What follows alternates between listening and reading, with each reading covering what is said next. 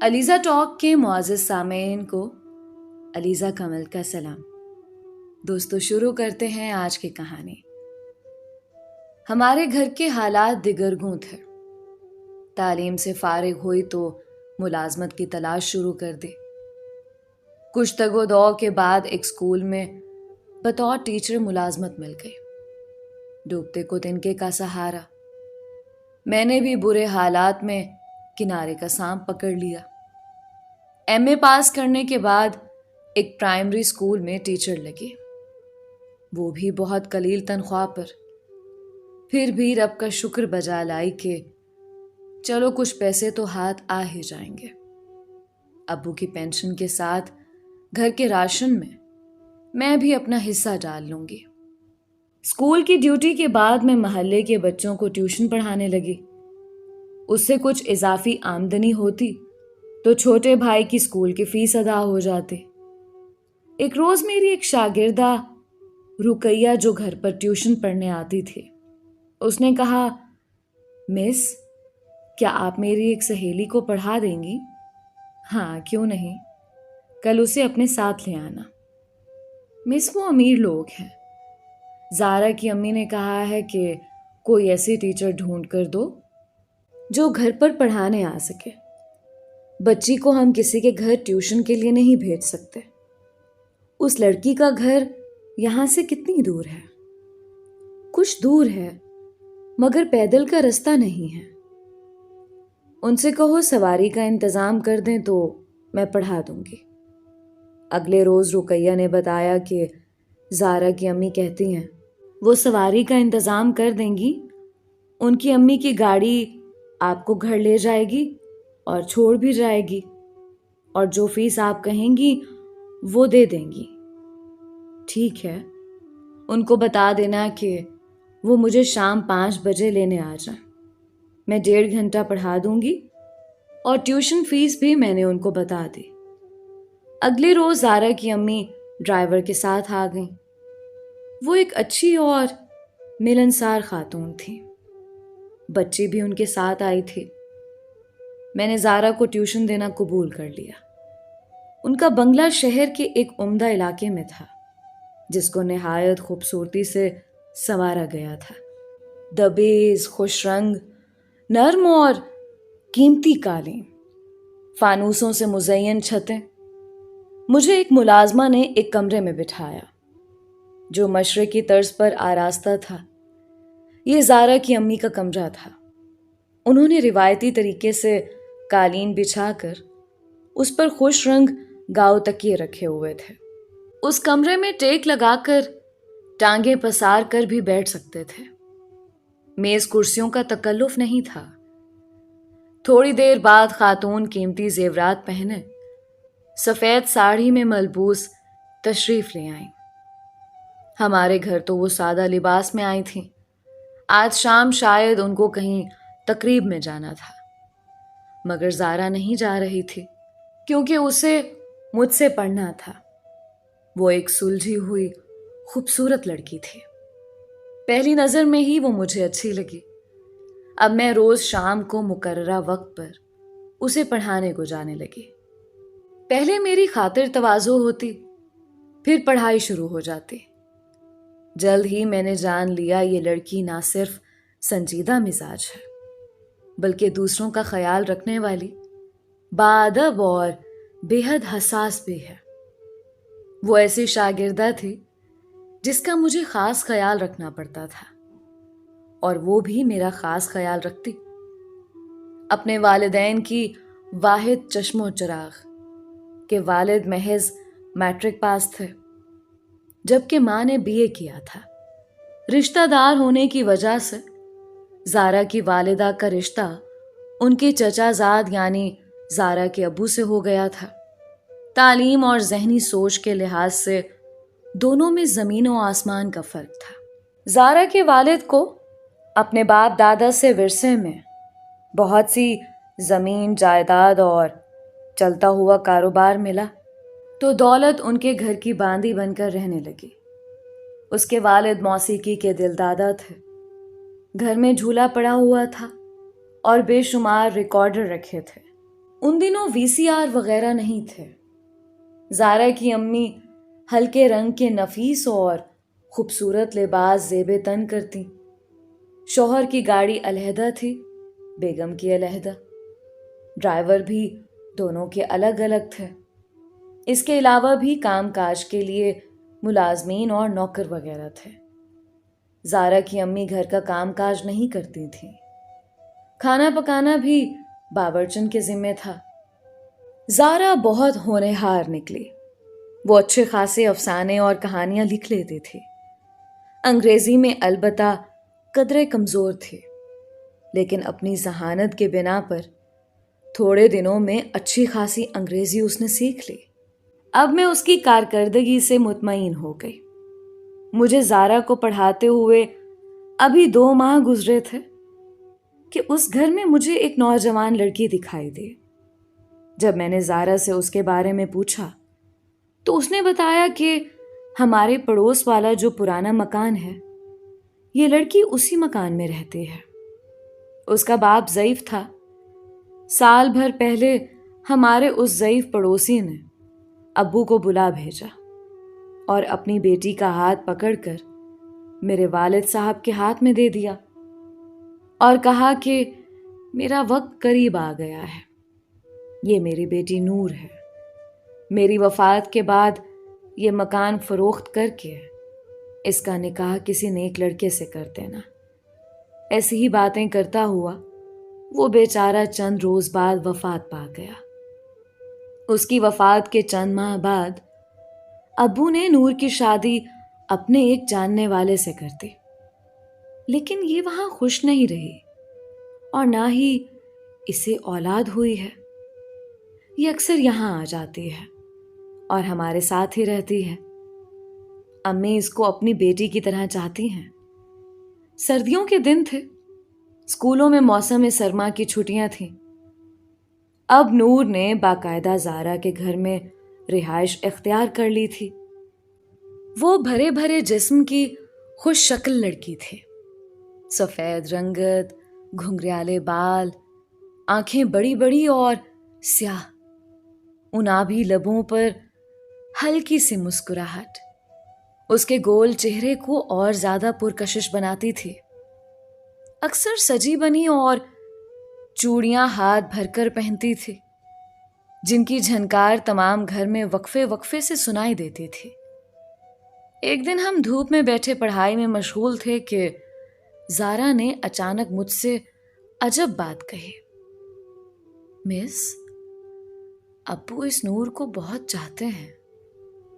اسے اپنے کمرے میں بلا لیتے ہیں.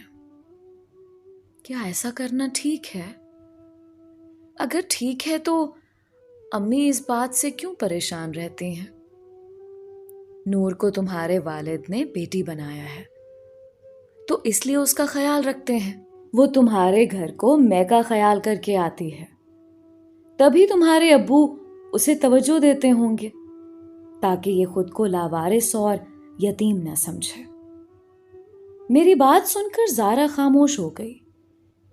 ایک دن میں اسے پڑھا کر گھر جانے لگی تو زارا کی ماں کمرے میں آئیں اور بیٹی سے بولی، تم باہر جاؤ، مجھے تمہاری ٹیچر سے ضروری بات کرنی ہے. زارا کمرے سے چلی گئی. تب وہ بولی، صوفیہ، میں زارا کی شادی کرنا چاہتی ہوں. میرے گھر کے حالات درست نہیں ہیں. شوہر بیٹی کی شادی پر آمادہ نہیں. کہتے ہیں کہ یہ ابھی چھوٹی ہے، اسے تعلیم مکمل کرنے دو. کیوں اتنی جلدی گھر سے نکالنا چاہتی ہو؟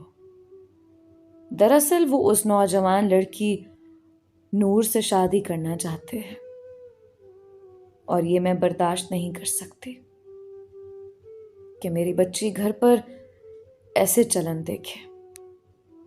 اس لیے میں نے فیصلہ کیا ہے کہ فوراً اس کی شادی کر دوں. تمہاری نظر میں کوئی اچھا لڑکا ہو تو بتاؤ. میں نے ان کو سمجھانا چاہا کہ زارا ابھی واقعی کم عمر ہے. اس کی عمر شادی کے لائق نہیں ہوئی ہے. امتحان سر پر ہے. اسے تعلیم پوری کرنے دیں.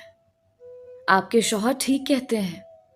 آپ نہیں سمجھ رہی، گھر پر اگر بے حیائی کے مظاہرے ہوں گے تو بچی کے اخلاق پر کیا اثر پڑے گا، جبکہ اس کی کچی عمر ہے۔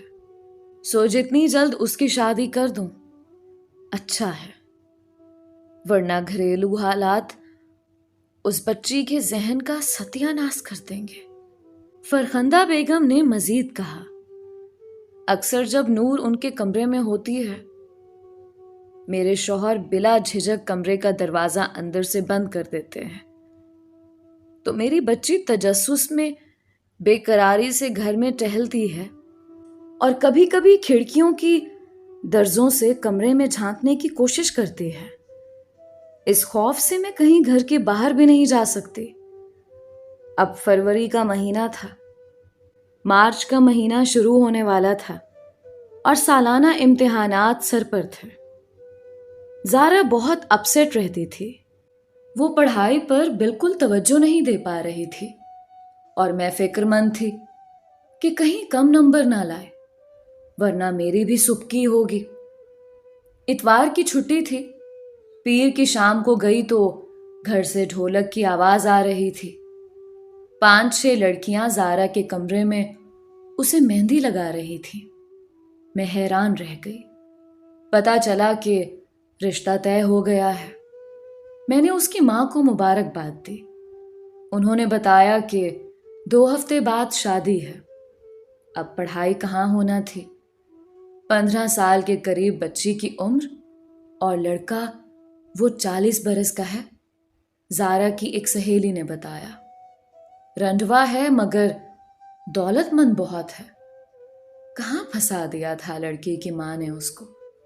مارچ آیا، امتحان ہوئے اور جس دن زارا کا نتیجہ تھا اسی دن اس کی شادی تھی۔ اسکول سے پتہ چلا کہ اچھے نمبروں میں پاس ہوئی ہے۔ وہ ہونہار بچی پڑھائی کی شوقین تھی۔ خیر ہم اس سلسلے میں کیا کر سکتے تھے۔ ادھر لڑکی کی رخصتی ہوئی، ادھر چند دن بعد ہی اس کے باپ نے بیوی کی مار کٹائی شروع کر دی۔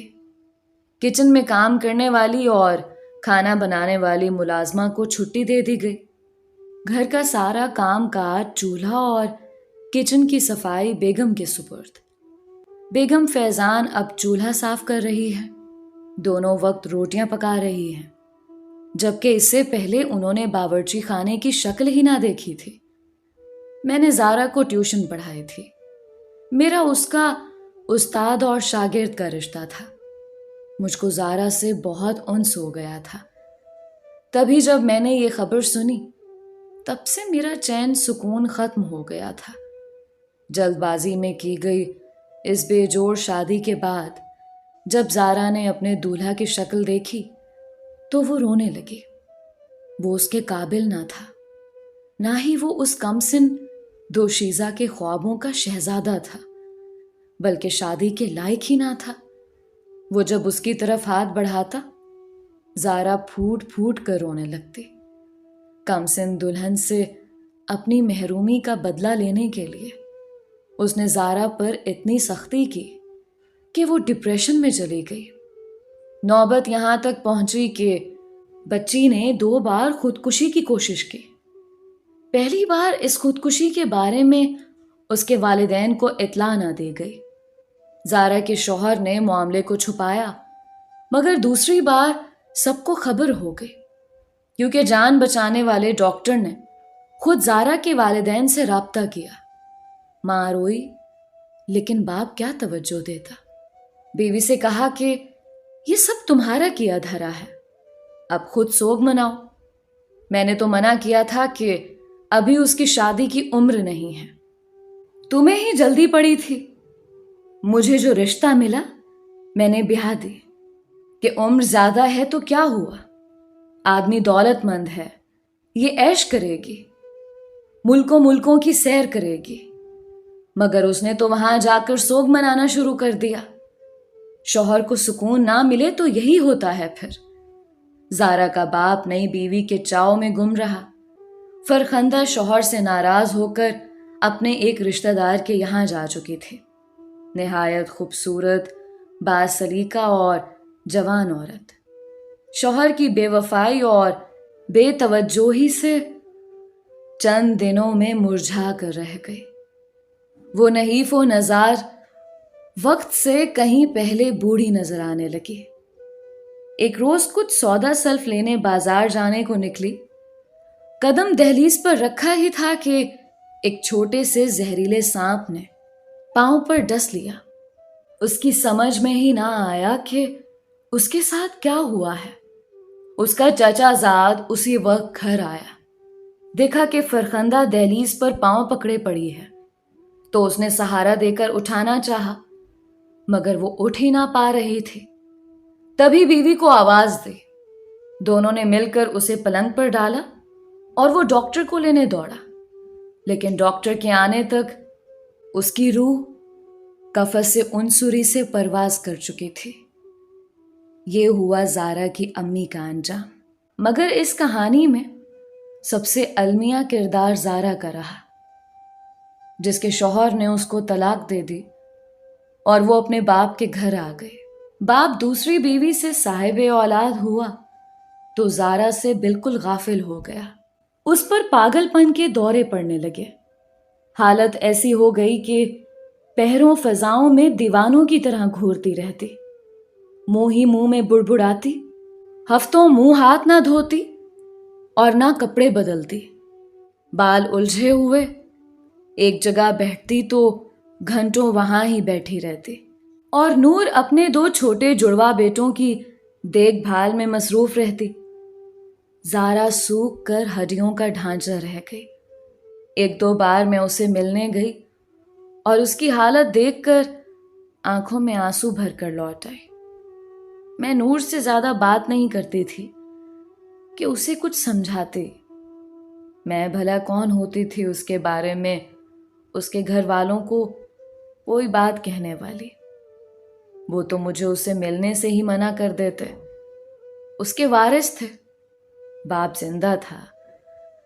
काश ज़ारा की मां ना मरती तो उसकी ये हालत ना होती। वो बेटी को गले लगा लेती, उसे संभाल लेती। उसका ममता का मजबूत रिश्ता था। उसके चचा थे, चचाजाद थे, खालाएं थीं, लेकिन सभी चुप रहे। किसी ने उसकी पासदारी ना की। मुझे सबसे ज्यादा दुख इस बात का था कि ज़ारा एक होनहार बच्ची थी। अगर आला तालीम कर लेती तो जरूर मुल्क का नाम रोशन करती, अच्छी डॉक्टर या माहिर तालीम बन सकती थी। मगर अफसोस एक मर्द की खुदगर्जी की भींट चढ़ गई, और वो मर्द उसका अपना बाप था। नूर से उसके 5 बच्चे हो गए तो उस शख्स ने ज़ारा को भुला दिया। इतना नजरअंदाज किया कि उसे देखने वाले उसे पागल कहने लगे। ना खाती पीती और न कपड़े बदलती।